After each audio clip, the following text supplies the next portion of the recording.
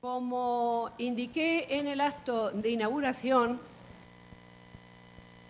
se ha procurado buscar ponentes que tengan experiencia, que tengan formación académica, pero sobre todo que tengan grandes valores humanos y que sean personas comprometidas desde hace años con la educación de calidad.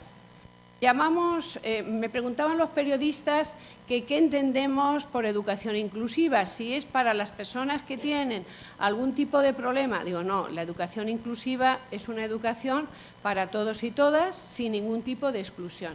No excluimos a nadie. Este tema nos lo va a explicar muy bien el ponente de esta tarde, sobre el tema de la interculturalidad, la inclusión, etcétera. Os voy a presentar a las dos personas que nos van a hacer una gran exposición. Yo estoy un poquito, veis que estoy, a ver si vamos adelantando para no cortar. Mis alumnos saben que esta noche, no sé a qué hora, posiblemente no lo hayan visto, yo les mandaba el último número de la revista Convives. El director de la revista Convives, y también es una asociación que está trabajando sobre el tema, es don Pedro Uruñuela. Ahora doña Cándida Gutiérrez, que posiblemente todas las personas de aquí, de Castilla-La Mancha, la conozcan, pero lógicamente habrá otras, como tenemos de varios países, de varias universidades, que no hayan conocido su trayectoria. Doña Cándida Gutiérrez, como viene en el programa, ha sido, porque en estos momentos ya está jubilada, ha sido profesora titular de Derecho Romano, como dijo ayer muy bien el alcalde, que te aprecia mucho, o sea, que lo demostró rompiendo el protocolo tan exigente que nos habían impuesto. Pero su labor fue muy intensa en la universidad en cargos de responsabilidad. El que me parece más relevante significar aquí y ahora es el de defensora del universitario. Tenemos en las universidades un defensor, que es un cargo que es importante por la labor que puede realizar, no por las compensaciones económicas ni por este tipo, pero sí es un cargo importante y si se hace bien, si se gestiona bien, pues puede ayudar a las personas, a los alumnos, a los docentes que forman parte de las universidades. También ha sido secretaria general y vicerrectora de alumnos. Hemos compartido muchas experiencias, muchas, ¿verdad? Hemos solucionado algún problema que otro, sí, pero sobre todo ya sabe que la estimo mucho porque tiene unas grandes cualidades humanas y académicas.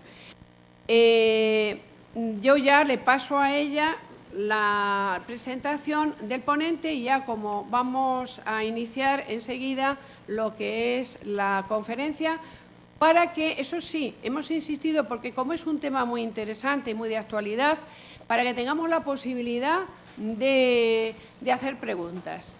¿Vale? Muchas gracias, Pensión, por tus palabras tan cariñosas como siempre. Y me va a permitir el profesor don Pedro Uruñuela, y antes de hacer la presentación me dirija a agradecer de todo corazón a Ascensión la posibilidad que me da de estar aquí. Ella sabe que para mí es importantísimo el tema de educación y el tema de poder estar en algo tan importante como es este congreso. A ella tengo que felicitarla, sin duda alguna, la doctora Ascensión Palomares, por la realización de este congreso tan importante y con un tema escogido tan de actualidad y un tema tan interesante como es la educación inclusiva. Yo creo que es algo necesario de todo punto para lograr lo que siempre vamos buscando, que es el derecho a la igualdad. Y para ello, nada mejor que partir desde la educación. El acercar la educación, el conocimiento y toda la formación a cuantos más podamos, eso es lo que nos va a dar la posibilidad de crear una sociedad mejor. Una sociedad, sobre todo, más justa, más igual y, sobre todo, yo siempre les digo a mis alumnos de Derecho, yo soy de Derecho, más equitativa, porque, desde luego, la justicia es muy importante, pero la justicia a veces aplicada estrictamente puede llegar a ser injusto. Es mucho mejor lo que es la equidad. Es decir, dar a cada uno lo que se merece, lo que le corresponde. Eso es mucho más importante. Entonces, yo quiero felicitarla porque la verdad ha cogido un tema precioso, lo está llevando de maravilla porque sé que se están cumpliendo todos los plazos. La organización es muy difícil. Yo he de reconocer que me ha admirado mucho solo leer las 65 páginas del programa. Hay que trabajar muchísimo para organizar tanto. Son muchas horas las que requiere para ir, de alguna manera, consiguiendo que cada ponente tenga su tiempo, escoger temas tan importantes, tan controvertidos y tan interesantes y poder, de alguna manera, lograr que todos se vayan cumpliendo, que hayas elegido a expertos tan importantes, tan prestigiosos para cada uno de los temas, es muy importante, es una labor que he tenido que darle muchas y muchas vueltas. Desde fuera, los que estamos fuera, pues solo vemos ya el Congreso y vemos la posibilidad del desarrollo y tal, pero los que conocemos su labor sabemos que ha trabajado muchísimo, muchísimo. Por eso quiero felicitarla. Ella sabe que nos une una gran amistad, afortunadamente, son muchos años. Hemos trabajado, como ya hice, muchas veces juntos por este tema.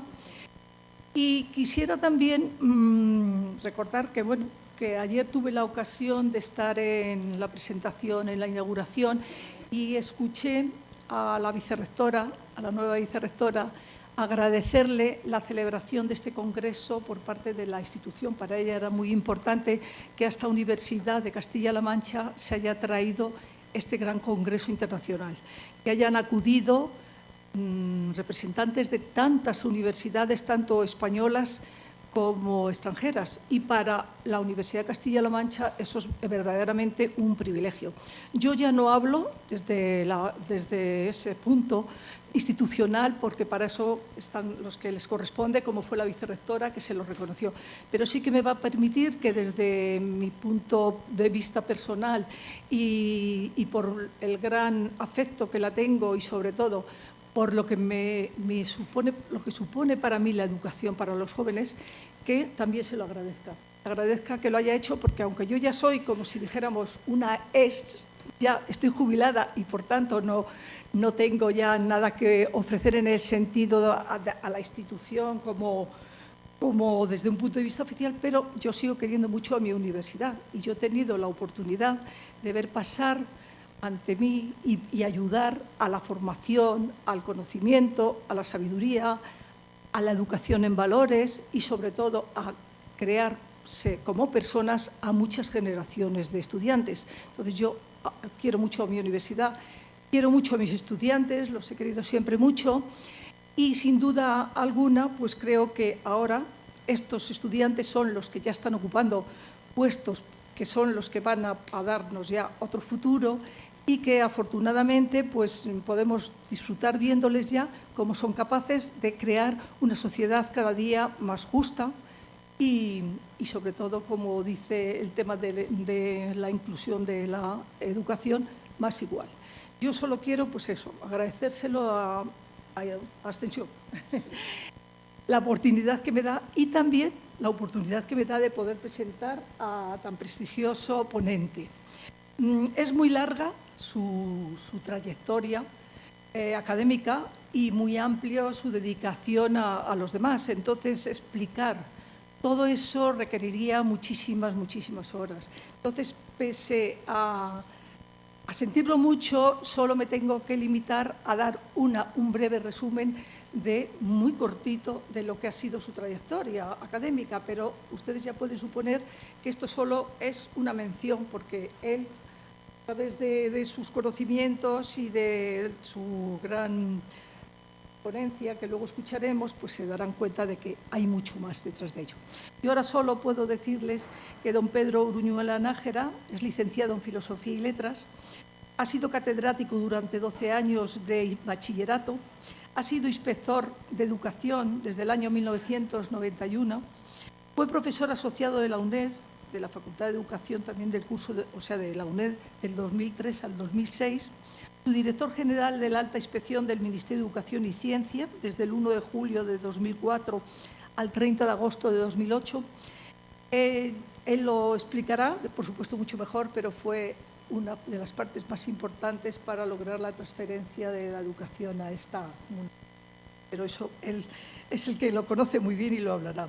Ha impartido numerosos cursos, numerosas conferencias sobre dirección, sobre organización de centros educativos, sobre la convivencia escolar, la educación para la ciudadanía. Ha publicado muchísimos artículos sobre estos mismos temas y tiene, entre sus muchos libros de destacar, Trabajar la convivencia en los centros educativos. Ha sido miembro fundador y primer presidente de la Asociación de Convivencia en la Escuela Convives. En fin, como les decía, es muy amplia su trayectoria y solo decirles de alguna manera pues, cuál ha sido un breve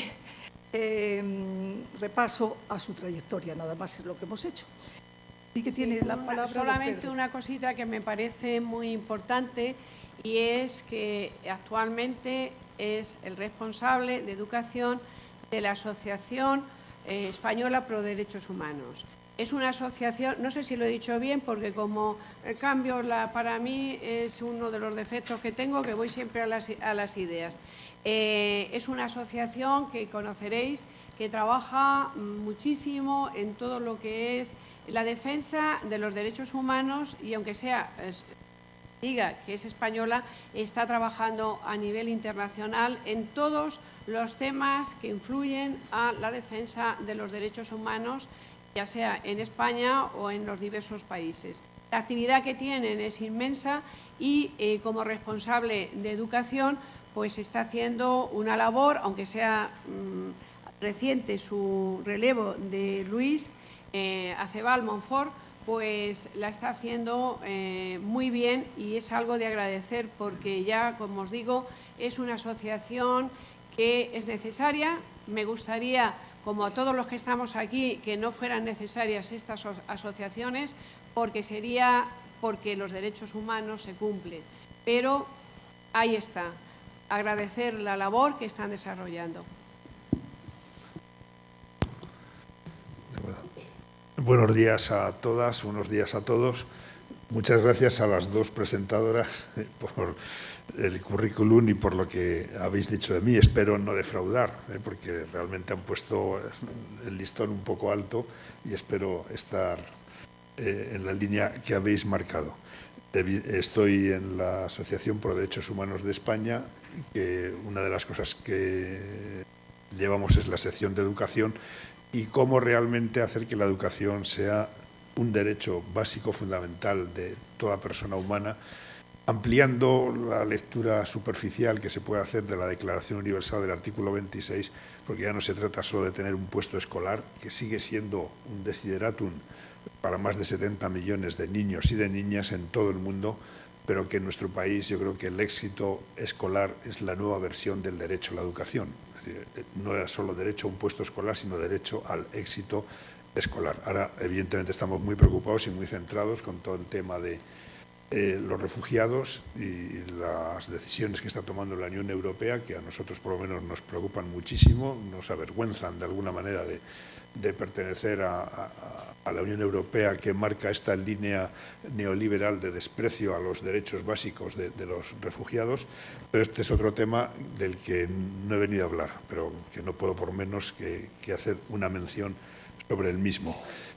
Decir también que vengo encantado a Castilla-La Mancha, porque aquí fue donde yo empecé, no en Albacete, sino en un pueblo de La Mancha, de cuyo nombre sí quiero acordarme, y en el que estuve 7 años y que luego volví a Castilla-La Mancha para todo el tema de las transferencias. Y Vine voluntario porque se pedían voluntarios para crear la comisión mixta, y una de las sorpresas que nos llevamos en el año 96, que fue cuando se creó la comisión para estudiar las transferencias, y que se tradujo en un retraso de las transferencias, fuimos de las últimas comunidades en recibir las transferencias, fue debido a que detectamos que para poder implantar la LOCSE en la región, en Castilla-La Mancha, había que construir urgentemente 120 nuevos institutos de secundaria, porque el desarrollo educativo que tenía la región era pues, muy pobre, muchas necesidades sin cubrir, etcétera. Y de alguna manera pues he seguido vinculado a Castilla-La Mancha, aunque hay mucha gente que no es de la región. Para mí sigue siendo mi segunda región. La primera, por mis apellidos, evidentemente tiene que ser La Rioja, pero en segundo lugar está Castilla-La Mancha por delante de Madrid, que es donde vivo. Bueno, ¿cómo llegué yo a los temas de convivencia? Sí os quiero decir una cosa. Yo he trabajado siempre en los centros, he trabajado siempre en la educación anterior a la universidad, menos los 3 años que fui asociado en la UNED, y lo que os voy a plantear es mi experiencia en el contacto con los centros y mi vivencia de los problemas de convivencia en toda la etapa anterior a la universidad, que es donde realmente están los chicos y chicas y donde aparecen pues, un montón de problemas. Bueno, yo recuerdo que cuando llegué a Castilla-La Mancha, recién aprobada la oposición, ¿qué alumnos a mí me destinaron a un instituto? ¿Qué alumnos y qué alumnas nos llegaban a ese instituto? Pues era muy fácil. Del 100% que terminaba octavo de EGB, entonces, aprobaba aproximadamente el 70% en aquella localidad. El 70% aprobaba. Un 30% ya se quedaba fuera, ya no podía venir. No tenía el título de graduado en EGB. Bueno, pues de ese 70%, según unos años, según otros, nos venían entre un 30 y un 35% al instituto. ¿Esto qué significaba? Que teníamos un alumnado completamente seleccionado, un alumnado que no nos daba apenas problemas, un alumnado con el que se podía trabajar estupendamente.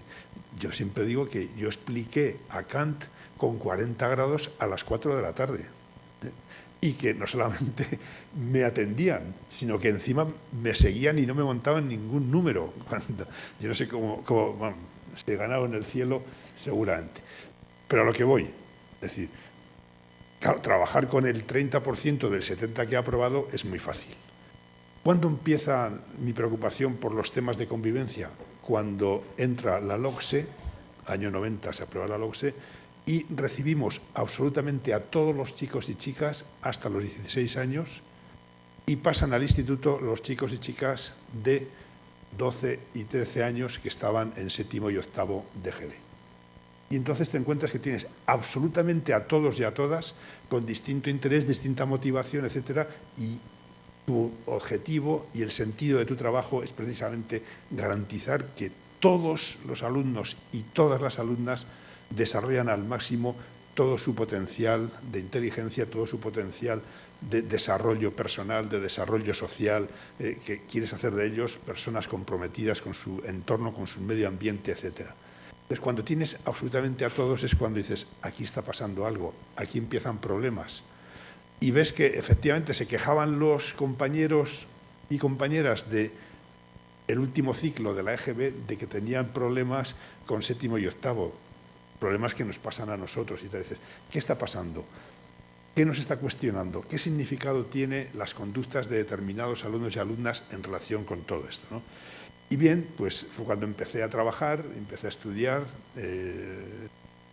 fundamentalmente los problemas de lo que luego aludiré a las conductas disruptivas en el aula. Es decir, chicos y chicas que a pesar de haber ampliado la educación y el derecho a la educación hasta los 16 años, empezaban a plantear problemas muy serios de conducta, de rechazo a lo que se les ofrecía, etcétera, ¿no?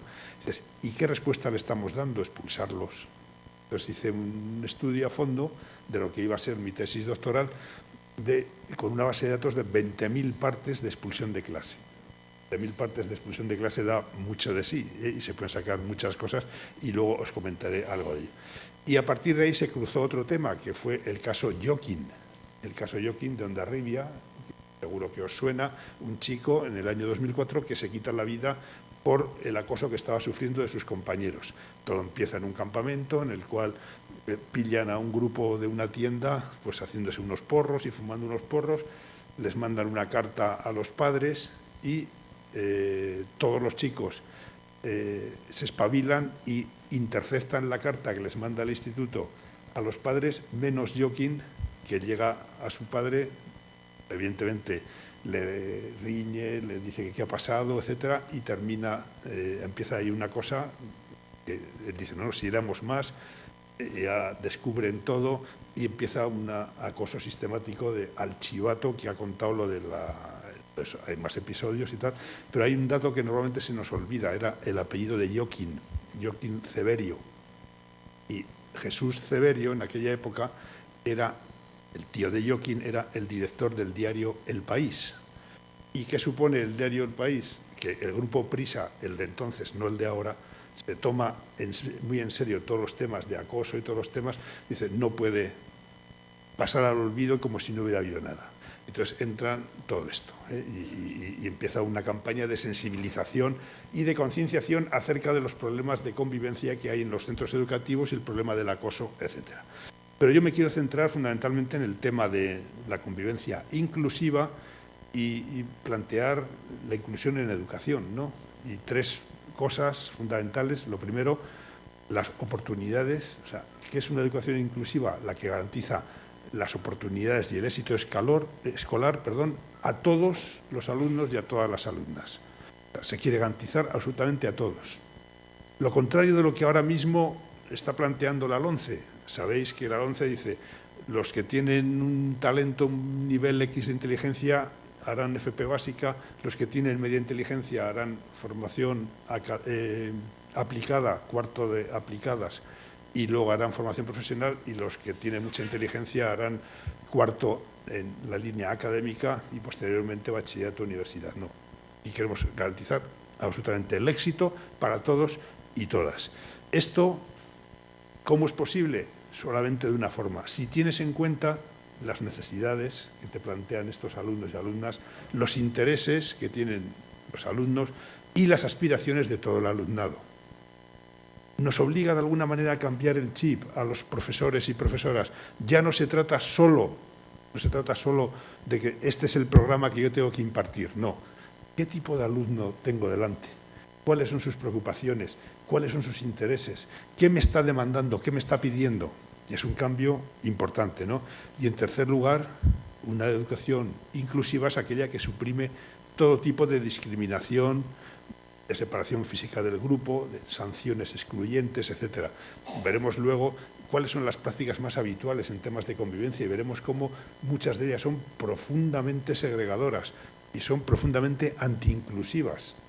Yo defenderé y sigo defendiendo, y en nuestra asociación estamos por ello, de que separar a un alumno, expulsarle del centro, no solamente no modifica su conducta, sino que la empeora.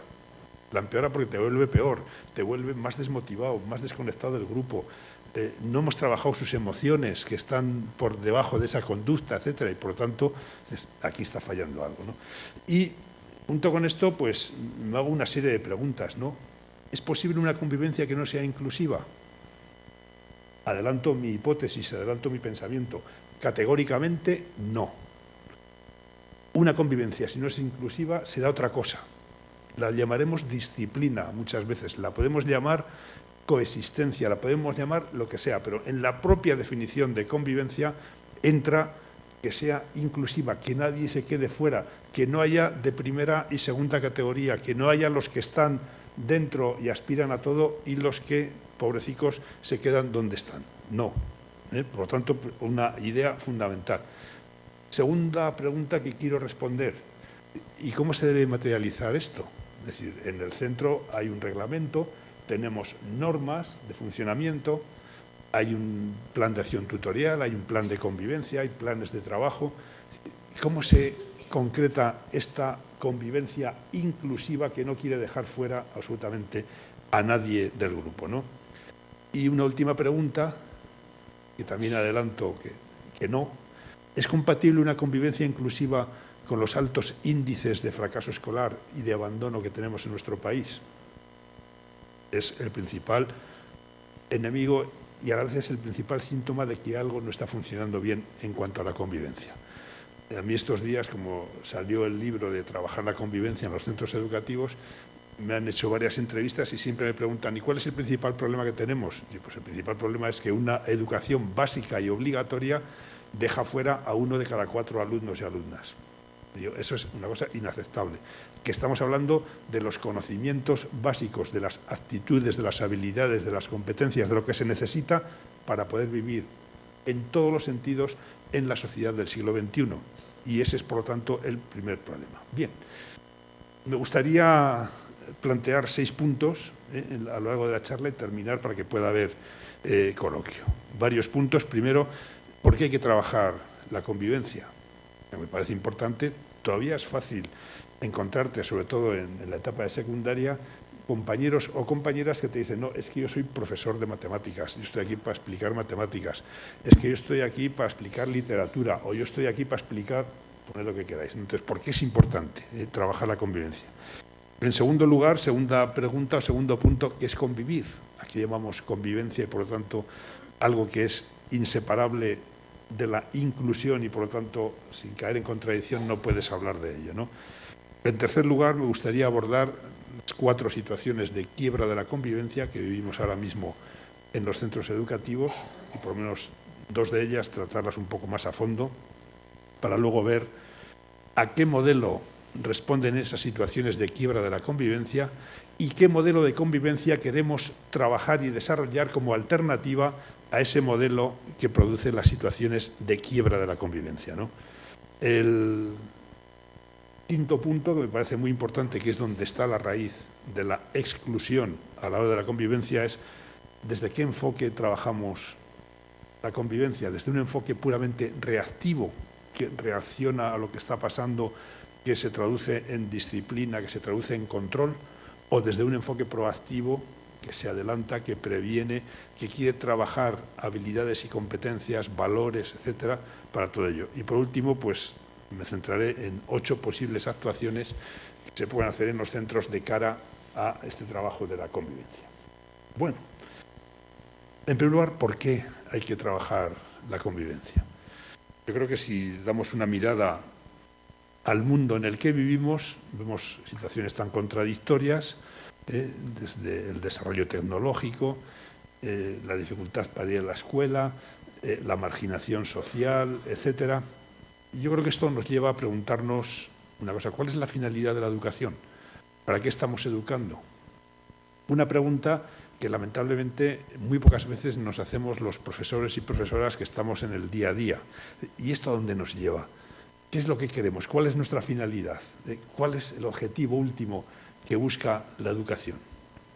Y podemos ver una respuesta bastante general, es decir, se trata de que los chicos y las chicas vayan construyendo un buen currículum personal, vayan construyendo un buen currículum individual, excelencia académica, que puedan presentar, que les abra las puertas a los estudios universitarios o que les abra las puertas a las salidas profesionales que posteriormente quieren.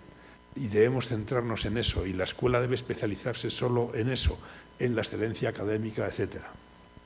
Pero a la vez podemos plantearnos también que es necesario y que el objetivo de la educación es formar personas competentes, pero que al mismo tiempo sean solidarias, tolerantes, respetuosas, dialogantes, constructoras de paz, etc. Y que ambas cosas no son contradictorias. O sea, que se puede ser muy competente académicamente hablando y a la vez haberle dado la importancia que se merecen estas otras competencias y este otro enfoque. Hubo en Madrid una vez un entrenador, se hizo famoso, y que una de sus declaraciones eran de este tenor. Dice: a mí me han contratado aquí para que gane títulos y gane partidos, no para que haga amigos. O sea, es incompatible. Para ganar títulos tienes que enfadarte con todo el mundo. Claro, así le fue y no ganó nada.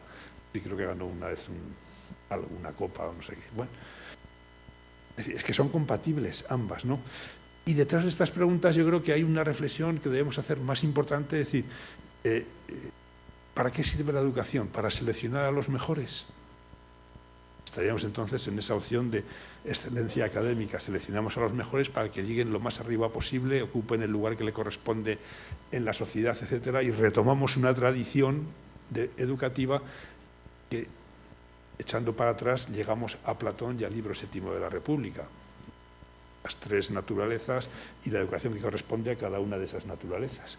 O podemos más bien decir que la educación tiene como objetivo fundamental compensar desigualdades, compensar el origen que no es el mismo para todos los chicos y chicas y garantizarles a todo algo como es el derecho a la educación, un derecho básico que no puede estar condicionado al origen familiar, al origen social, al origen económico, al origen cultural, etcétera. Bueno, son reflexiones profundas que me parece que son importantes, ¿no? Y a partir de aquí os digo una convicción mía, una creencia fundamental, ¿no? Que aprender a vivir juntos, aprender a convivir, es hoy por hoy una finalidad esencial de la educación. Más o menos todos, al menos en bachillerato o en COU, si hay alguno de los antiguos, algunos somos de Preud, estudiaron en su momento a Ortega y Gasset. Y Ortega y Gasset distinguía lo que eran los pensamientos, o lo que eran las ideas, mejor dicho, respecto de las creencias. Ya, ideas son pensamientos que nosotros fabricamos, nosotros hacemos, desarrollamos, las hacemos crecer, etcétera, mientras que las creencias son pensamientos que nos poseen a nosotros, que son vitales, que nos marcan el sentido de nuestra vida, etcétera, ¿no? Pues yo creo que esta convicción de que aprender a convivir es una finalidad fundamental del sistema educativo hoy día es una de esas creencias que a mí por lo menos me posee y quiero contagiaros y quiero llevar eso. Compartiendo una reflexión de Martin Luther King que decía es que hemos aprendido a volar como los pájaros y a nadar como los peces, pero no hemos aprendido el sencillo arte de vivir como hermanos. Del lema que nos queda, o del lema que tenía la Revolución Francesa, proviene de la Ilustración, que hablaba de libertad, igualdad y fraternidad. Yo creo que la libertad se ha desarrollado probablemente demasiado y ha dado origen a sistemas sociales basados en una idea de la libertad, el liberalismo, el neoliberalismo, etcétera. Se ha desarrollado mucho la igualdad también, y también ha dado origen a otros sistemas políticos de organización, pero creo que el tema de la fraternidad es el aspecto desde el siglo XVIII que no hemos conseguido todavía desarrollar y que es clave y que es fundamental. ¿Y por qué hay que trabajar? Bueno, los centros escolares tienen una doble dimensión. Por un lado son un centro de aprendizaje. Si preguntáramos a cualquier padre, a cualquier madre, oye, ¿para qué van tus hijos, tus hijas al colegio? Diría, pues para que aprendan muchas cosas, para que aprendan matemáticas, para que aprendan historia, para que aprendan lengua, aprendan arte, aprendan, poned las asignaturas que queráis, porque todas son importantes. En La Rioja, con cierta ironía o cierta... mi abuelo me lo decía muchas veces, me decía, hijo, vete a la escuela, dice, para que te desasnen. Es decir, para que dejes de ser un asno, para que dejes de ser un burro y te conviertas en una persona, porque se entendía que realmente ir a la escuela era para hacerte culto y por lo tanto para desasnarte.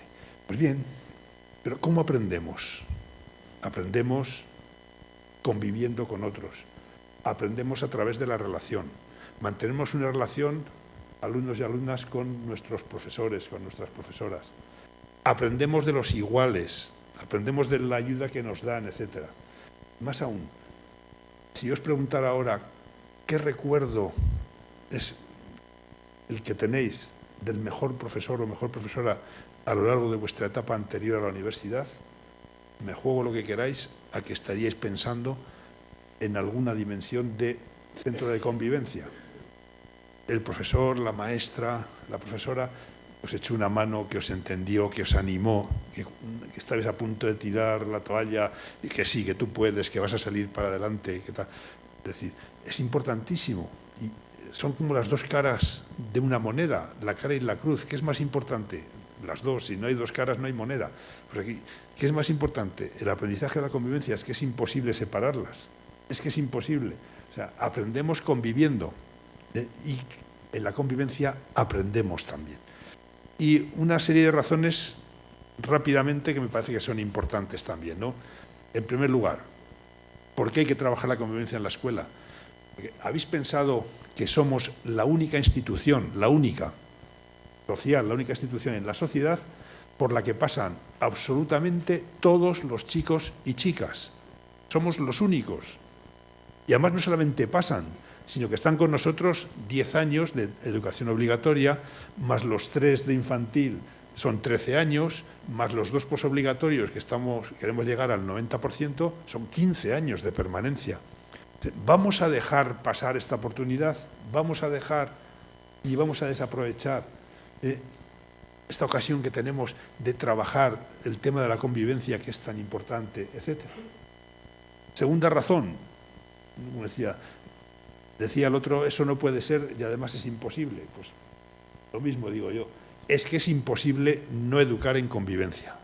Aunque quisiéramos, aunque yo me considere profesor de historia o me considere profesor de educación física, es imposible no educar en convivencia. ¿Por qué?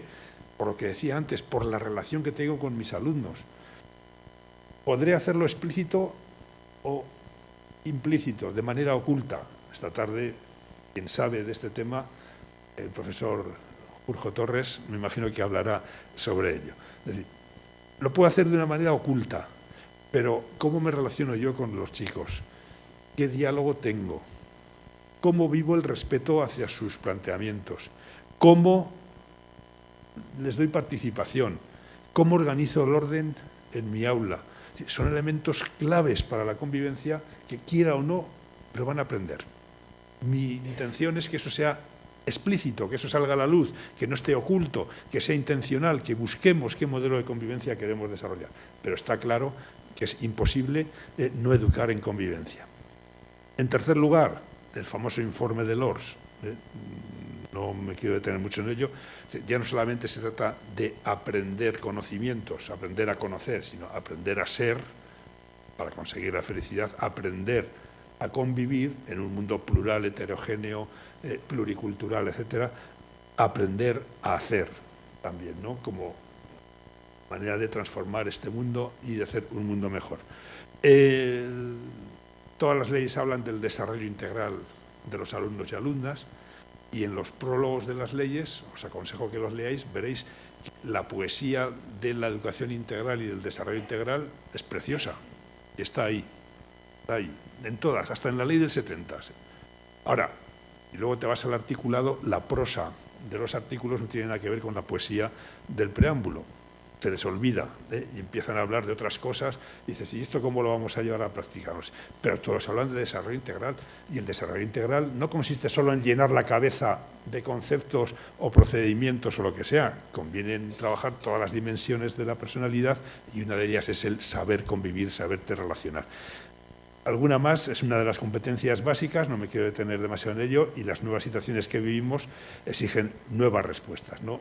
Y una última razón, aunque solo sea instrumental, es que si no hay un mínimo clima de convivencia y si no hay una mínima relación positiva de convivencia, es imposible aprender.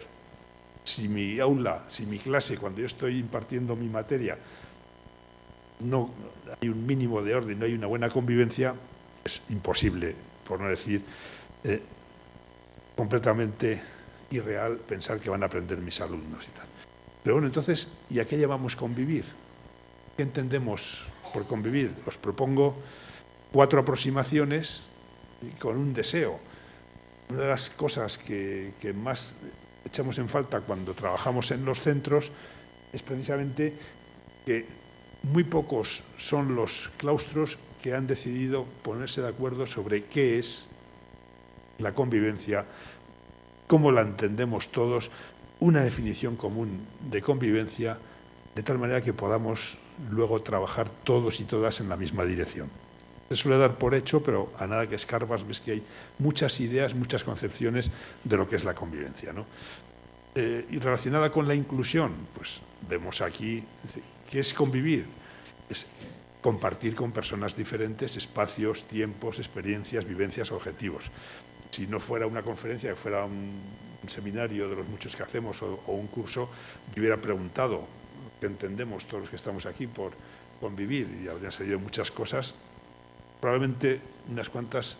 Convivir es compartir con personas diferentes. Ya tenemos un primer elemento de inclusión y compartimos con otros que son distintos. En la escuela, espacios, las aulas, los pasillos, el patio, el laboratorio, tiempos, trimestres, los horarios de clase, un curso, otro curso, etcétera, experiencias positivas, negativas, vivencias positivas, negativas, objetivos de conseguir, etcétera.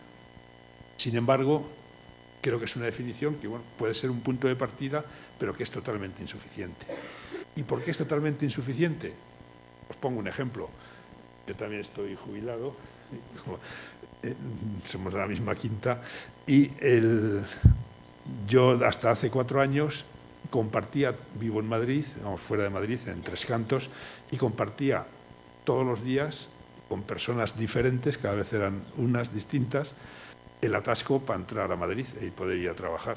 Y compartía espacios y veía cómo nos pegábamos por avanzar 30 centímetros y te colabas, incluso te rozabas con el otro y tal.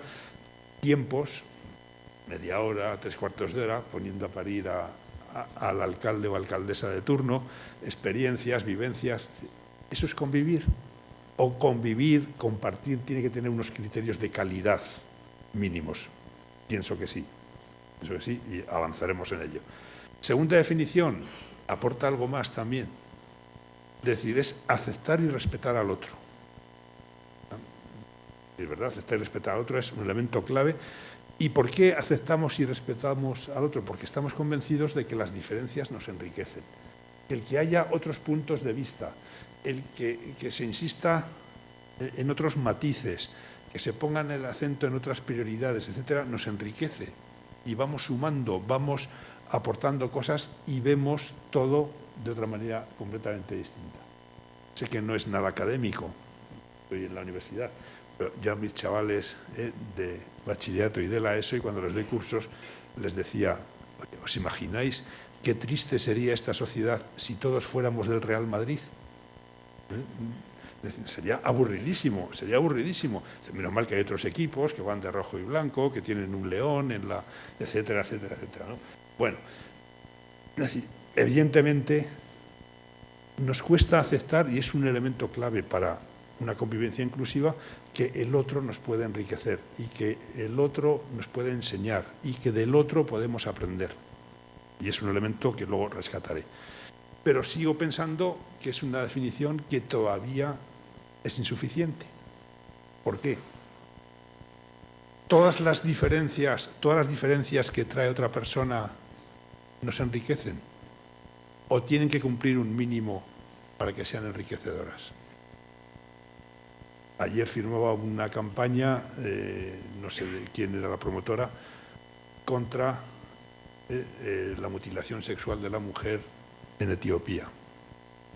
Esa costumbre, esa tradición cultural nos enriquece. ¿Realmente vale? ¿Actitudes machistas nos enriquecen? ¿O tiene que haber también un criterio de calidad a la hora de compartir con personas diferentes para conseguir esa calidad? La tercera definición creo que aporta bastante más. Es de Rosario Ortega, una de las pioneras en los temas de convivencia, profesora ahora en Córdoba, se inició en Sevilla, y que dice que convivir es relacionarse. Yo creo que es clave y que es fundamental.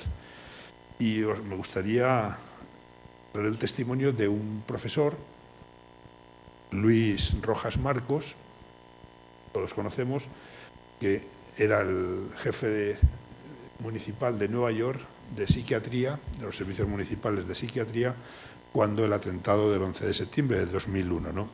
Y aprovecho para hacer un paréntesis. Luis Rojas Marcos, alumno desastroso, expulsado de 3 institutos de Sevilla, y que aprovechó su padre, que tenía un familiar en Estados Unidos, y se lo llevó para allí, y allí lo recuperaron, etcétera. Conclusión, nunca hay que tirar la toalla respecto de ningún alumno. Todo alumno, toda alumna son siempre recuperables. Cierro el paréntesis. Bueno, pues este buen hombre, Luis Rojas Marcos, nos dice muchas veces que su experiencia de médico, dice, cuando alguien ha estado más allá que para acá, cuando uno ha visto lo que hay detrás, o lo que pueda haber detrás, y ya está a punto de marcharse y tal, y lo hemos recuperado, dice, todavía estoy por ver al primero que diga, a partir de ahora me voy a dedicar a ganar dinero, voy a vivir, voy a tener la mejor casa de todo el pueblo y de toda la ciudad, voy a ser el más rico, el mejor coche y tal. Dice, todos te dicen, a partir de ahora las personas, a partir de ahora mi familia, a partir de ahora mis amigos, mis hijos.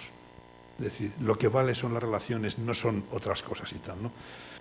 Y yo creo que lleva toda la razón. O sea, que de alguna manera hay una correlación directa entre felicidad y calidad de las relaciones interpersonales, y que es el elemento clave, pero que supone, como muy bien señala Rosario Ortega, saber comunicarnos, los sentimientos apropiados, valores, actitudes, etcétera, etcétera, ¿no? Desde Convives nosotros defendemos o planteamos siempre esta definición. Hablamos de convivencia positiva. La convivencia es algo que hay que crear, por eso decimos que es positiva. No es decir no, no es solo disciplina, no es decir esto no se puede hacer, no, es algo que hay que desarrollar, que hay que crear. Y se construye día a día, no se construye de una vez por todas. Comparamos la convivencia con una planta. ¿Qué hacemos con las plantas? Las plantas hay que cuidarlas, hay que regarlas. Si te pasas de agua, la ahogas. Si no le echas agua, la secas. Si la pones a la luz al sol, la quemas. Si no le da la luz, se muere de tristeza. Pues la convivencia es igual, hay que buscar este equilibrio y tal, ¿no? ¿Y en qué consiste? En relacionarnos. ¿Y relacionarnos cómo? A 3 niveles. Primero, conmigo mismo. Algo que a nivel de los niveles educativos de primaria y secundaria es clarísimo. Que nuestros alumnos y alumnas aprendan a relacionarse consigo mismo es desarrollar todas las auto, que hablamos luego en psicología, etcétera, y que hacen relación con ese desarrollo de la relación consigo mismo. La autoestima, el autoconcepto, la autovaloración, el autocontrol, poned los autos que se os ocurran, ¿no? En segundo lugar, relación con otras personas, creo que no hace falta explicarlo. Y tercera cuestión que me parece muy importante, desde también relación con el entorno, para hacer un entorno mejor. Convivir no es pasárnoslo bien solamente. Convivir no es que llega el sábado, nos vamos a la bodega, asamos unas chuletas, nos bebemos un buen vino y qué bien nos lo hemos pasado. No, es dejar una sociedad mejor. Y hay que incluir esa dimensión, y una sociedad en la que desaparezca la discriminación y que desaparezca la injusticia, al menos como aspiración, al menos como objetivo, al menos como horizonte, ¿no? Y ese es el sentido, ese es el planteamiento que queremos hacer con la convivencia. ¿Y desde dónde? Desde 3 principios que recogen las insuficiencias que veíamos antes. ¿Fundamentadas en qué? En la dignidad humana. La dignidad humana que exige el respeto al otro, el respeto a todas las personas, y que nos recuerda aquello de que todas las personas nacen iguales en dignidad. Hayan nacido donde hayan nacido, en la familia que haya nacido, tengan la riqueza, el dinero, lo que sea que tengan, todos somos iguales en dignidad. En la Ilustración se hablaba de que eso se traduce en que toda persona tiene un valor, pero no tiene un precio, por lo tanto no se puede comprar con nada material, porque está por encima de lo material, y que toda persona tiene que ser un fin y nunca un medio. Por lo tanto, que yo no puedo explotar a otro, yo no puedo utilizarlo para conseguir mis objetivos, etcétera, etcétera, ¿no? En segundo lugar, la paz positiva.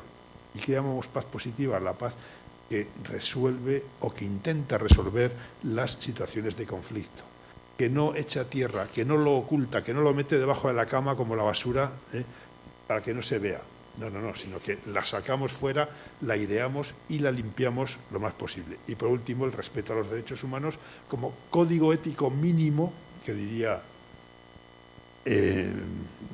ahora no me sale, Adela Cortina, el mínimo ético que tenemos en común todas las personas y que hace posible esa convivencia. Bien, pero no siempre, en la escuela sobre todo me voy a centrar, no siempre este ideal tiene lugar, por eso hay que construirlo, por eso hay que edificarlo. Y en la escuela nos podemos encontrar 4 situaciones de quiebra de la convivencia. En primer lugar, el acoso entre iguales. En segundo lugar, el acoso entre iguales a través de las redes digitales. En tercer lugar, las conductas disruptivas. Y en cuarto lugar, la violencia de género. Vamos a ver alguna de ellas. Violencia de género, simplemente decir que es un tema muy preocupante, no me puedo detener en ello porque daría la charla solo sobre eso, pero pensad un poco en los estudios recientes, tanto del Ministerio de Sanidad del año 2010 como el que hace Andalucía en el 2012, las actitudes que manifiestan chicos y chicas que están ahora mismo en secundaria, que ven normal el control del chico hacia la chica, que ven normal que le diga con quién puede hablar y con quién no tiene que hablar, que se ve normal que el chico le diga qué ropa se tiene que poner, si la falda es corta o es larga, que se ve normal poner lo que queráis. Y luego dos datos que han salido recientemente. Según la policía, hay al año más de 1000 denuncias puestas por chicas de 12 a 18 años, es decir, por chicas que están escolarizadas. Hay más de 1000 denuncias en el Estado español sobre la violencia de género. Y el otro dato que salía esta misma semana del Consejo del Poder Judicial, que hablaba de que todos los días la media viene a ser 535 denuncias por parte de mujeres. Es un tema preocupante, pero que no puedo detenerme en ello. El bullying o acoso entre iguales, una definición de mi amigo y compañero de Convives, José María Avilés, tenéis ahí la definición, la intimidación y el maltrato. Esto luego les quedará, ¿no? O sea, que no hace falta que copie, sino simplemente tener esta referencia. En el acoso entre iguales hay tres cosas y me voy a preguntar enseguida por qué va contra la inclusión, por qué esto, pero porque es una cosa de violencia, ¿no? Hay tres elementos claves para hablar de bullying. Lo primero, hay una intención de hacer daño. Hay un abusón, hay un grupo de matones, hay alguien que persigue al otro intencionalmente, que quiere hacer mal, que no es que se ha tropezado y por casualidad, no, es que quiero hacer esto, ¿no? En segundo lugar, hay una desigualdad de poder, un desequilibrio. La víctima no sabe cómo defenderse, no tiene recursos. El abusón sí, el abusón está utilizando su fuerza, etc. Y por último, es continuado, no es una acción puntual, no es que yo me tropiece con una compañera y la empuje en el recreo y se ha pasado. No, es algo que dura tiempo, que puede durar una semana, un mes, etc. Yo el caso más grave que he tenido como inspector duró año y medio, ¿no? Año y medio, hasta que nos enteramos y lo pudimos descubrir. Afortunadamente, todas las estadísticas dicen que a mayor gravedad, menor frecuencia, y solo he tenido un caso tan grave que durara año y medio, ¿no? Pero ahí está. Quiero llamar la atención de 5 características que tiene el bullying. La primera, que es clave y fundamental, es una patología de grupo.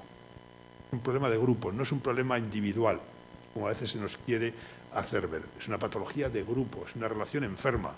Es una manera de relacionarnos que no es justa, que no responde a ese modelo de convivencia basado en el respeto, basado en la dignidad.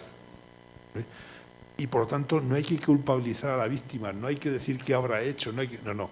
Es el grupo y hay que trabajar con todo el grupo. Habrá que trabajar con la víctima, hay que trabajar con el agresor, que es otra víctima más, que nosotros que somos educadores no podemos perder de vista, que tiene unas necesidades educativas enormes, tanto o más que la víctima, ¿no? Y luego sobre todo hay que trabajar con los espectadores, que son los que se enteran, los que lo saben y que ahí está. Porque la segunda cuestión es muy importante desde el punto de vista de la inclusividad. ¿Quién se convierte en víctima? ¿Qué tienen en común los distintos tipos de víctimas? Tienen en común que son diferentes. Y son diferentes en algo. Y se puede ser diferente de muchísimas maneras. De muchísimas maneras. Se puede ser diferente por el color de la piel. Se puede ser diferente por haber nacido en otro lado, por ser de una etnia determinada, gitana o lo que sea. Pero muchas veces nos encontramos también que se puede ser diferente porque eres una buena estudiante en un grupo bastante malo. Y como eres diferente, ahí está. Entonces, ¿por qué va contra la inclusión? ¿Por qué la convivencia tiene tanto interés en esto? O sea, porque va contra ese principio clave de respetar al otro y de aceptar las diferencias y decir que todos somos distintos y todos somos diferentes y merecemos el respeto desde esos criterios de dignidad, justicia, etc. Otro factor oculto para los adultos, y os invito a que trabajemos y estamos intentando ver cómo hacerlo aflorar. Y la mejor manera de hacerlo aflorar es introduciendo dentro, contando con los espectadores, que son los que se... Hay que luchar contra todas las justificaciones que hacen del acoso. Siempre ha habido acoso, ya lo sé que siempre ha habido acoso, sí. Cuando yo estudiaba teníamos el gordinflón, el cantinflas que le llamábamos, teníamos el gafotas, el cuatro ojos, y porque entonces tuviéramos eso, ya hay que justificarlo ahora. No tiene importancia, como que no tiene importancia, ahora lo vamos a ver, efectos a corto y a largo plazo. Es que es la manera de hacerse hombres, sí, eso nos lo decían también en la mili, a los que hicimos la mili, te vas a hacer un hombre, tío. Me callo. Y así podríamos ir viendo muchas justificaciones, etcétera, de todo ello. Y tiene efectos a corto y a largo plazo. Uno de los problemas que nos hemos encontrado en el acoso es que se ha creado una cierta alarma social, a veces yo pienso que interesada. Hay gente que lanza estudios, que lanza conclusiones, dice, ¿y en qué te apoyas? ¿Cuál es tu base? A ver, enséñame tu metodología. ¿Cómo has hecho la encuesta? ¿Cómo has hecho el estudio? Y puedo dar nombres, si alguno quiere, en el coloquio, doy nombres de esos estudios que crean alarma social, y es lo último. Yo creo que hay que medir muy bien, y ponemos la pregunta que utilizamos en el estudio que a mí me tocó dirigir, mejor dicho, codirigir con María José Díaz Aguado, desde el Observatorio Estatal de la Convivencia, 23.500 chicos y chicas de secundaria, 400 centros, etcétera, y insistimos mucho en todo esto. ¿Y a qué conclusiones llegamos? Decir, bueno, pues que en España tenemos un nivel de acoso de media 3,8%, lo cual significa que hay provincias, que hay centros que pueden estar en el 5, 6, 7%, cuando doy la desviación, la media no dice nada, pero otros están muy por debajo y tal, ¿no? Estamos mejor que Europa, y hay que decirlo y hay que reconocerlo. Aún así, el 4%, 7 millones de alumnos y tal, multiplicar sale un buen porcentaje. Es decir, aunque solo hubiera un caso, merecería la pena y habría que hacer por erradicarlo, pero ahí está, ¿no? ¿Qué formas de acoso? Pues la violencia verbal y la social. No es la física, no es las amenazas tampoco, tal, son la verbal y la social. La verbal se da mucho más en chicas, agresoras. La social es mucho más frecuente en chicos. La violencia verbal, de poner motes, rumores, etc. La violencia social, hacerle el vacío. ¿Y qué es lo que más necesita un adolescente a los 12, 13, 14, 15 años? Ser acogido por el grupo. La violencia social es la más radical, es la que más daño hace a estos alumnos, etc. El ciberbullying todavía tiene un nivel bajo, pero empieza a crecer. La víctima es más consciente de ser víctima, mientras que el agresor no tiene muchas veces conciencia, y de hecho los porcentajes son casi la mitad de los que... el porcentaje de agresores es la mitad de los que se consideran víctimas, eso a distinta percepción, etc. Los agresores muchas veces son chicos y del mismo curso, lo cual es interesante para una polémica social que hubo en su día de que si juntara a los de 12 años con los mayores de 18 iba a ser nefasto y tal, que va todo lo contrario. El riesgo está dentro de la propia aula y los chicos de la propia aula, no en los mayores que está. El acoso no es la primera y principal preocupación del profesorado, lo es las conductas disruptivas y luego también el profesorado practica bullying, y concretamente las formas que según los alumnos y según los propios profesores son más frecuentes son gritar a los alumnos, tenerles manía, esto los profesores dicen que no les tienen manía, pero los alumnos es lo que más insisten, y amenazar con las notas, te voy a suspender, te voy a bajar un punto, te voy a hacer lo que sea y tal, ¿no? Alguna cosa más, no sé, pocos problemas con las familias, pero importantes, mejora la actitud, etcétera. Bueno, la segunda conducta era las conductas disruptivas, situación de quiebra de la convivencia, que también se llaman violencia de baja intensidad, por eso la traigo, y que es la que más preocupa en estos momentos al profesorado de secundaria, pero también al profesorado de primaria, al menos donde yo me muevo en Madrid, porque en quinto y sexto de primaria empiezan a aparecer ya, y ahí tenemos datos de estas conductas por parte de los alumnos que consisten, en primer lugar, son comportamientos que van contra la tarea académica propiamente dicha. Es una conducta que lo que pretende es que el profesor, que la profesora no pueda hacer su trabajo, no pueda explicar, no pueda explicar un procedimiento, una metodología, no puede organizar actividades, no puede hacer un examen. ¿Por qué? Porque se lo boicotean, porque le interrumpen, porque hablan, porque hacen lo que sea en su mano para eso. Casi ningún profesor lo llama disrupción, se conocen como indisciplina, que se abre un campo enorme. ¿Qué entendemos por disciplina? En teoría, indisciplina es una conducta que es contraria a una norma. Pero, ¿dónde está escrito que no se puede hablar en clase? Muchas veces esas normas son implícitas, nunca se han discutido, ¿no? Cuando empezó la LOCSE y vinieron los maestros al instituto, me acuerdo el problema que teníamos y que se me quejaban muchas veces compañeros y colegas, decían, oye, que estoy de guardia, he pasado por el pasillo por donde estaban los de primero y de segundo y había un follón en un aula, he dicho, aquí no hay profesor, he abierto y he entrado y estaba la profesora, estaba la maestra y les dejaba levantarse y estaban en grupos y estaban hablando y estaban... ¿Dónde está la indisciplina? ¿Qué es indisciplina? Nos llevaría tiempo y tal, ¿no? Retardan el aprendizaje, y esto lo tenemos desde estudios empíricos nuestros hasta el informe TALIS, los dos informes TALIS que nos sitúan a España entre los dos primeros países de que más tiempo se pierde a la hora de dar clase. Se calcula una media de 10 minutos en secundaria antes de empezar a dar la clase. Claro, 10 minutos... Vete sumando 35, o sea, 4 o 5 clases a la semana, clases de 50 minutos, puedes perder perfectamente una clase a la semana. Por 35 semanas, 35 clases que las has perdido para decir, cállate, siéntate, queréis sacar los libros, venga, vuelve a cerrar la ventana, o sea, estas cosas y tal, ¿no?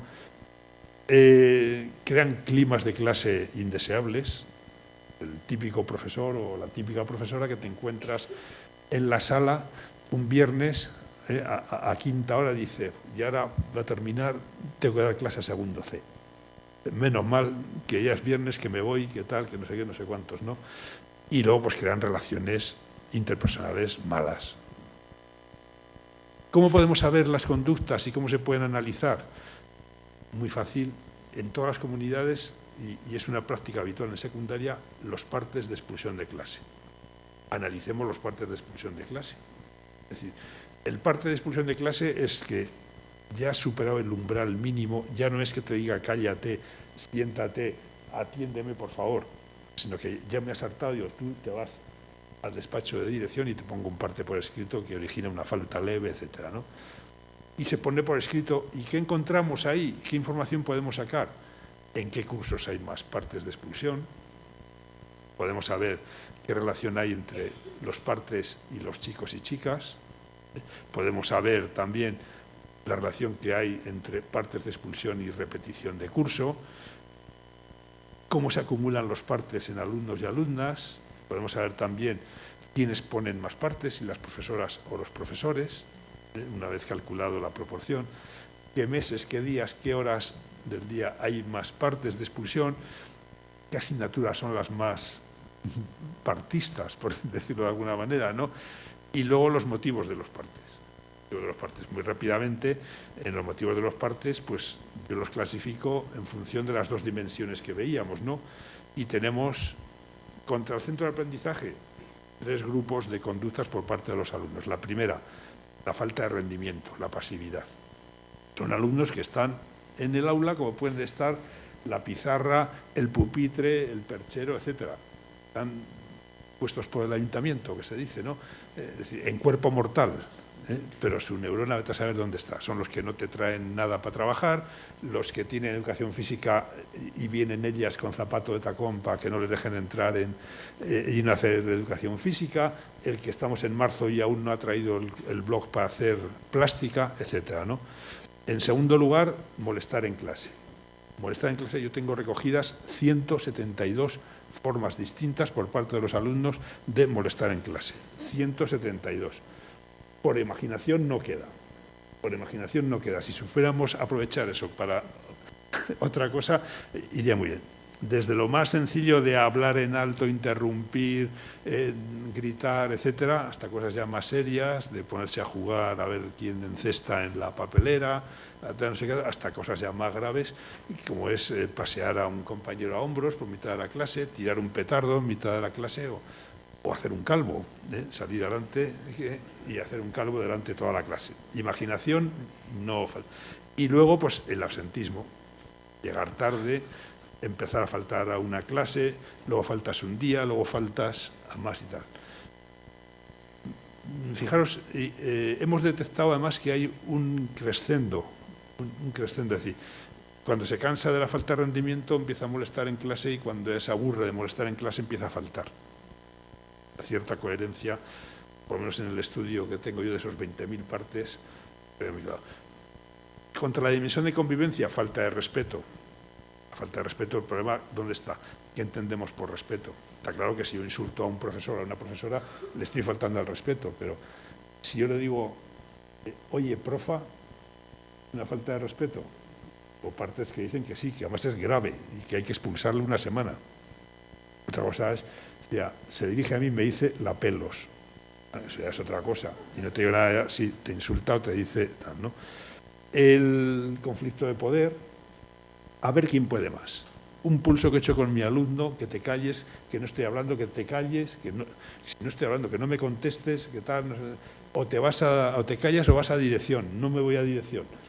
O te vas a dirección y me voy yo, y termino yéndome yo. Es decir, algo que nunca podemos entrar en esa bronca, porque, como dice mi amiga y profesora Díaz Aguado, María José, dice, no hay nada peor que ver a un adolescente de 14 años discutiendo con otro adolescente de 40 años. Es decir, que ha entrado al mismo nivel y se ha puesto al mismo nivel. Y luego tendríamos la situación de violencia puntual, no continuada, etc. Os podéis imaginar que en 20.000 partes de expulsión de clase hay de todo. Hay cosas muy serias y para pensar todo, pero hay también algo, os veo demasiado serios. Y dice, motivo de la expulsión, dice, él ya sabe por qué. Dice, bueno, esperemos, ¿no? Esperemos que sepa por qué, porque si no... Dice, motivo de la expulsión, por ponerse a cantar en clase de canto. Dice, pues, si no canta en clase de canto, tú me dirás, ¿no? Dice, motivo de la expulsión, dice, por hacer volar un avión en clase de tecnología. Dice, eso es para darle matrícula, eso no es para echarle, ¿no? El problema es que no había hecho volar un avión, había tirado un avión y le había dado en la cabeza al profesor, ¿no? Bueno, algunas cosas de esto. Hay un excesivo número de partes en la relación por alumno. En la media era 2,3 partes por año. 2,3 a lo largo de todos los alumnos, ¿no? Es mucho.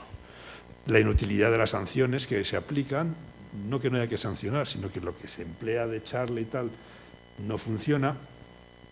Segundo y tercero eran los cursos más conflictivos hace 8 años. Ahora los cursos más conflictivos son segundo, primero, tercero y luego está siendo muy preocupante los PCPIs y la actual formación profesional básica. Hay muchísimas partes y mucha violencia de este tipo, vinculado normalmente a la repetición. Afecta mucho más a los alumnos como tendencia. Habría que matizar mucho, ¿no? Pero como tendencia, de cada 4 partes, 3 son de chicos y 1 es de chicas. Y de esos chicos, mucha mayor incidencia en repetidores. El 25% del curso son repetidores y acumulan el 60% de los partes. Y de esa misma relación se da en las profesoras. Es decir, de cada 4 partes, y habiendo ponderado el peso que tiene el número de profesoras y el número de profesores, de cada 4 partes, 3 están puestos por profesoras y 1 por profesor. Lo cual te muestra un matiz de género que nunca hemos tenido en cuenta, pero que es importante. Y más cosas, hay una distribución, aproximadamente un 30-35% de alumnado no tiene nunca ningún parte. Otro 30-35% tiene entre 1 y 6 partes al año. Y el resto, el 24%, acumula el 68% de los partes. Es decir, se acumula en determinado tipo de alumnado, son chicos, repetidores, etc. El octubre, noviembre y marzo son los peores, donde más partes hay. Octubre y noviembre lo que nos está indicando claramente es que no sabemos cómo acoger a los alumnos y que nos falla el plan de acogida de los alumnos, cosa que deberíamos replantearnos. Mayor incidencia al comienzo de la semana, no es el jueves y el viernes contra lo que pensamos, es mucho más lunes y martes, y además súper comprobado, muy relacionado con el sistema de recreo. Si hay 2 recreos hay menos partes a quinta, sexta hora que si solo hay un recreo de media hora, por tanto es importante. Hay asignaturas que ponen muchos más partes. La reina en todas las comunidades, y he hecho unas cuantas, la reina es inglés, esa es la asignatura que más partes tiene, seguida de plástica y seguida de tecnología y seguida de ciencias naturales. ¿Qué tienen en común las 4? Que las 4, ciencias laboratorio sobre todo, que las 4 exigen trabajo en grupos pequeños y que es imposible aplicar una metodología de grupos pequeños a grupos de 35 o más como estamos ahora. Un problema estructural ahí que es serio y tal, ¿no? Pero sin embargo depende de los factores personales del profesor o de la profesora, etcétera, ¿no? Por debajo de esto hay una serie de... Lo importante es mirar hacia abajo de qué son síntomas estas conductas, ¿no? Ese rechazo al aprendizaje, de cómo nosotros vamos por un lado, los chicos van por otro, de cómo yo tengo que explicar ecuaciones de segundo grado porque está en el programa de segundo de la ESO, las explico. Oye, si tus chicos suman, restan, multiplican, les cuesta ya dividir, no te digo nada, y les vas a explicar ecuaciones, es que es el programa. Entonces lo tengo que... ¿Qué pensaríamos de un arquitecto que dice, no, yo como estoy construyendo el segundo piso, construyo el segundo piso? Oye, y los cimientos no es mi problema, yo estoy en el segundo piso. Nadie compraríamos una casa en esas condiciones, ¿no? Y las nuevas necesidades educativas de todo esto. Bien, ¿qué tienen en común todas estas normas? Más rápidamente, de que responden a un modelo de dominio-sumisión. Hay unos agresores, hay unas víctimas y unos imponen su voluntad sobre otros. Tienen más fuerza, hay un desequilibrio, imponen y consiguen lo que quieren y tal, ¿no? Esa asimetría de poder que la víctima no tiene recursos y es una relación que queremos quitar. Yo puedo conseguir que otro haga algo por autoridad, es decir, basándome en la persuasión, en el convencimiento, en la influencia, en la seducción, lo que queráis, o puedo hacerlo por la fuerza, etcétera, ¿no? Hago otro paréntesis. La famosa ley de autoridad del profesorado está mal llamada. No es ley de autoridad del profesorado, es ley del poder del profesorado, porque lo único que dice es que va a tener capacidad de sancionar y cuándo puede sancionar y que va a tener presunción de veracidad y todo eso, algo que el propio Consejo de Estado ha cuestionado. Se manifiesta de muchas maneras este modelo dominio-sumisión, pero lo importante es que lo mismo que lo hemos aprendido no es algo que en lo que hayamos nacido. Lo mismo que hemos aprendido este modelo de dominio-sumisión se puede desaprender y se puede sustituir, y el objetivo nuestro educativo es precisamente intentar que sea este modelo basado en la dignidad de toda persona humana, en la paz positiva y en los derechos humanos, es decir, las 3 características que definían la convivencia, etc. Que implica 5 pasos: rechazar el modelo de dominio-sumisión, y hay muchas maneras de manifestar el dominio-sumisión, nadie estamos libres. En segundo lugar, deslegitimar cualquier tipo de violencia. La violencia solo conduce a violencia, no conduce a ninguna otra cosa. Superar las discriminaciones, la corresponsabilidad, etc. Bueno, entonces la propuesta es eso: educar para la paz y la convivencia. ¿Cómo? Promoviendo la competencia emocional, social y ética. Es decir, dando la caña para pescar, no dando el pescado. A nosotros nos preocupa mucho que la respuesta que está dando ahora la Administración es una respuesta puntual, es decir, tengo un caso de acoso, pues tomo esta medida, pero no es prioridad, no es prioritario, no es algo que esté en el currículum, no es algo que se esté trabajando desde ese punto de vista. Entonces, es pan para hoy, pero hambre para mañana, porque no estamos capacitando, no estamos formando y empoderando, no me gusta la palabra, pero empoderando a los chicos y chicas para que sepan comportarse. Y muchas veces lo que hacemos es darle miedo. Ojo que esto, por ejemplo, el ciberbullying es clarísimo. Ojo que esto es un delito, ojo que esto va a terminar en la cárcel. Oye, ¿y por qué no le desarrollas la responsabilidad, el autocontrol y todo esto, que es lo que hay que hacer, ¿no? Pues es un poco esta propuesta, etcétera. El enfoque reactivo, es decir, tenemos dos enfoques que son importantes: autoritario, refuerzo de sanciones. O sea, el reactivo, ¿qué significa? Que reacciona, que va detrás. Se ha producido el caso Joaquín y reaccionamos y vamos a hacer cosas. Luego se nos olvida y es el Guadiana, que desaparece. La tierra, se puede hablar del Guadiana, que vuelve a aparecer luego en Villarrubia. Vale. ¿Qué pasa durante ese tiempo? ¿Qué ha dejado de ser prioritario, que no ha estado de moda? ¿Por qué ha vuelto a surgir? Por el caso de Arantxa del IES Ciudad de Jaén, en Madrid, por el caso de Alan, el transexual de Barcelona, por el caso de Daniel, el otro chico de Leganés, etcétera. Vuelve a surgir. Entonces, reaccionamos, vamos detrás. Y este enfoque reactivo siempre dice, a ver, más autoridad, más control. Lo importante es que haya un buen reglamento, lo importante es que haya buenas sanciones. ¿Quién es el único sancionado hasta la fecha por el caso de Ciudad de Jaén? El equipo directivo, que había actuado bien, y que no me importa decirlo, habían presentado un proyecto de prevención del acoso en el centro y la consejería les contestó que ni era prioritario ni era necesario. Pero cuando pasa lo que pasa, plataplaz, a por el director, ¿no? Este enfoque reactivo, frente al enfoque proactivo de adelantarnos, etcétera. El modelo reactivo se fija solo en los alumnos conflictivos y tal, y se olvida de todos los demás. Tiene una serie de características que aquí os dejo y os cuento una anécdota para que veáis lo que quiero decir. Uno de mis mejores alumnos de aquí, estaba en La Mancha, probablemente el que mejores notas le he visto que tenía siempre. Siempre 9, 10, casi todo 10, un par de 9 tenía en todas las materias. Pues nos fuimos con ellos de excursión a Mallorca. Entonces, en aquello nos costó un triunfo. El director decía que por encima de su cadáver, y al final no fuimos por encima de su cadáver, pero fuimos a Mallorca. Y me acuerdo que llegamos después de un viaje de noche desde Valencia en el barco, que se movía para todos los lados, la mitad de ellos mareados. Llegamos allí, distribuimos las habitaciones y estábamos en el hall, estaba yo con las dos profesoras que íbamos 120 chicos y chicas, y viene corriendo unos y dicen, Pedro, vente corriendo que fulano se está muriendo. Está muriendo y tal. Hoy me encuentro que el fulano era este chico de todo 10 y 2 9 en su expediente. ¿Qué había hecho este pobre chico? Se había visto libre de su casa, se había visto libre de la presión social, se había visto que podía tomar decisiones y no se le había ocurrido otra decisión que abrir una botella de whisky y beberse media botella de whisky y encender un puro y ponerse a fumar. Es decir, ese alumno jamás habría llamado nuestra atención desde el modelo reactivo porque no nos causaba problemas.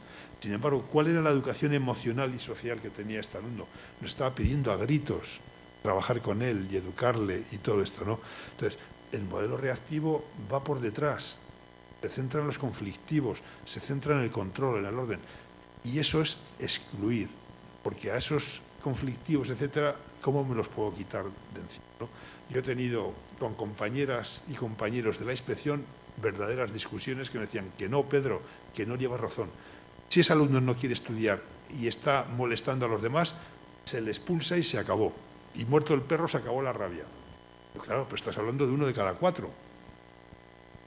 Si quieres expulsar a 1 de cada 4, luego ya me dirás dentro de 10, 15 años, cuando te planteen unos problemas sociales y unos problemas de orden público, ¿qué vas a hacer con ellos? O cambias el enfoque o estamos realmente perdidos y tal, ¿no? Y sobre todo eso, pues porque, como diría Galtung, el problema no es la violencia directa, el problema es lo que está por debajo del iceberg, que es la violencia estructural y la violencia cultural. La violencia estructural, es decir, ¿cómo no va a haber problemas de violencia en los centros si 1 de cada 4 alumnos se queda fuera y no aprueba? En ese estudio al que ha aludido del Observatorio Estatal de la Convivencia hubo una pregunta que nos volvió locos a María José y a mí. Y pedíamos la valoración de los estudios de secundaria, 23.500 alumnos de toda España. ¿cómo valoras los estudios de secundaria? La formulamos 4 veces hasta que dijimos, no, es que es esto lo que está pasando y tal, ¿no? ¿Cómo lo...? El 34,4%, es decir, 1 de cada 3, nos contestó que no se enteraba de nada de lo que explicábamos los profesores de secundaria en clase. No se enteraba. Pero es que el 66,6% nos contestó que no le interesaba nada de lo que explicábamos los profesores de secundaria en clase. Y lo que está muy claro es que la culpa, la responsabilidad no era del profesorado, porque en otras preguntas el profesorado salía muy bien valorado, se valoraba la relación, se valoraban otras cosas, la preparación, etcétera. Sino la culpa es de un programa absurdo, un programa enorme y además pensado para seleccionar a los mejores, no para incluir y para garantizar a todos lo que es la formación básica, sino para seleccionar y todo esto, ¿no? Entonces, creo que es necesario pues, pasar de la actitud reactiva a la actitud en positivo. ¿Cómo? 8 propuestas. Primero y fundamental, normas de convivencia. ¿Cómo las hacemos? ¿Cómo las trabajamos? Y una alternativa a las actuales sanciones. Expulsar a un alumno, sea de clase, sea del centro, en estos momentos no solamente es eficaz, sino es contraproducente. Te vuelve peor, porque no has trabajado en determinados temas. Me gustaría poder hablar de eso un poco. En segundo lugar, la gestión del aula. Siento decirlo en un ámbito universitario, pero pienso que sigue siendo una asignatura pendiente la formación inicial del profesorado de secundaria. No hemos encontrado la fórmula para la formación inicial del profesorado de secundaria. Yo, uno de mis secretos que tengo guardados, yo trabajé en sanidad antes de ser docente y pasé precisamente por la escuela de enfermería, pasé a dar clase. Yo salí un buen día de clase, salí un buen día de guardia, un 30 de septiembre, a las 9 de la mañana, tenía que haber salido a las 8, pero tuve un accidente muy gordo y tal, y no nos pudimos ir, y al día siguiente estaba explicándole a mis alumnos de COU lo que íbamos a hacer durante el curso y lo que iba a ser la selectividad. Y a mí jamás nadie me había explicado ni lo que era un adolescente, ni mucho menos lo que eran los adolescentes de 30 en 30. No tienen nada que ver con los adolescentes de 1 en 1, de 30 en 30. ¿Qué es cómo aprendí? Pues a base de meter la pata, a base de decir, por aquí no, esto no me lleva a nada, lo que luego se llama científicamente, con un poco de ironía, ensayo y error. Es decir, vas aprendiendo sobre la práctica, etc. Creo que sigue siendo, yo he visto muchos compañeros, en todos mis años de inspección he visto un caso de una compañera que no dominaba su materia. Pero he visto un montón de compañeros y compañeras con problemas y que lo pasaban muy mal, que lo estaban pasando francamente mal, porque no se hacían con el grupo, porque nadie les había explicado la gestión del aula y cómo hacer la gestión del aula. El plan de convivencia y de igualdad, el plan de éxito escolar, trabajar la inteligencia interpersonal, los 4 elementos de la inteligencia interpersonal, Howard-Gardner, etc., transformación pacífica de conflictos, protagonismo del alumnado y de las familias y la apertura del entorno a través de la metodología de aprendizaje y servicio. En normas para la convivencia, la inclusión tiene un sentido fundamental. Yo le pido a todos los centros, ¿las normas que tenéis son inclusivas o están dejando fuera al alumno que no se adapta a las características del centro? Intentan integrar, intentan responder a las necesidades, intentan responder a los retos y a las preguntas que os hacen los alumnos de carne y hueso que tenéis delante, o más bien son una forma de organizar para que tú puedas hacer tu trabajo librándote de los que te molestan, es decir, excluyéndolos, es decir, no practicando la inclusión. Es una pregunta que molesta, es una pregunta que evidentemente la hago con bastante más prudencia y bastante más sentido común, ¿no? Pero yo creo que detrás está decir cómo hacemos las normas. Y son inclusivas y son participativas o más bien lo contrario. Igual que hacemos una revisión de qué sanciones aplicamos en el centro y nos llevamos muchas sorpresas. Desde comprobar que a pesar de lo que nos parezca, y si hiciera una ronda rápida os estrenaría mucho, la sanción más utilizada hoy por hoy sigue siendo mandar copiar 50 y 100 veces. A ver, ¿qué aprende el chico con mandar copiar? Pero ahí están los datos, ¿no? Desde eso hasta ver el cómo te vuelven. O sea, tú no puedes echar a un chaval una semana y que luego vuelva y entra en clase como si no ha pasado nada. ¿Y dónde ha reflexionado? ¿Dónde ha pensado por qué le han echado? ¿Dónde ha modificado su actitud, etcétera? En ningún sitio. Y creo que es lo que habría que hacer. Si estáis interesados en alguna en concreto, lo haríamos, pero ya termino la apertura del entorno aprendizaje-servicio, que creo que hay un taller luego, ¿no? O o algo que os recomiendo fundamentalmente y encarecidamente que vayáis. Está Ángela en ello. Esta es la página web y el blog de nuestra asociación. Hacemos fundamentalmente varias cosas, pero aparte de mantener esta página, publicamos una revista trimestral. Ayer sacamos el número 13 ordinario, 16 en la práctica, porque tenemos 3 extraordinarios, dedicado a las familias y la convivencia, y el papel de las familias y la convivencia. Es gratuita, os la podéis descargar, podéis copiarla, fotocopiarla, podéis hacer lo que sea. Ese es mi libro, aquí Paco Umbral. Es mi correo electrónico por si alguna cosa queréis de ampliación o de apoyo o de consulta o si hay que venir alguna vez, porque os decía que hacemos la revista, pero hacemos también formación. Y además, normalmente no solemos cobrar casi nunca, nada más que los gastos de desplazamiento, etcétera. Y nada, muchas gracias por haberme escuchado, y ahora queda todavía media hora para poder preguntar, etcétera. Muchas gracias.